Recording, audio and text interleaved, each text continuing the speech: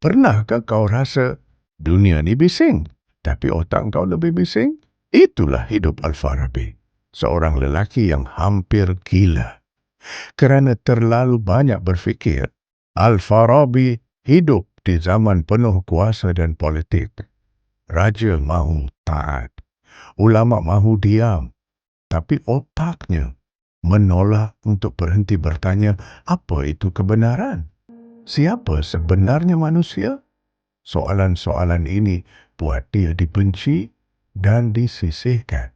Dia boleh hidup selesa, tapi dia pilih hidup miskin. Tidur di sudut masjid, menulis di bawah cahaya bulan. Kerana baginya, akal yang bebas lebih mahal daripada emas.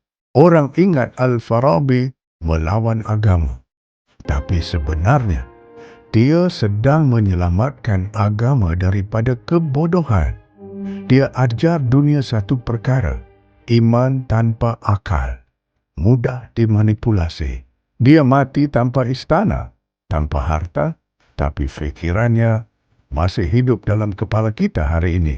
Ironinya, dunia yang pernah menolak dia kini belajar darinya. Kalau kau rasa kecil hari ini, kalau fikiran kau sering bercanggah dengan dunia, ingat satu benda. Al-Farabi juga bermula sebagai suara yang tak didengar. Tapi dia tak berhenti berfikir. Kalau cerita begini buat kau berfikir lebih dalam, tekan subscribe. Kita hidupkan semula kisah manusia-manusia luar biasa.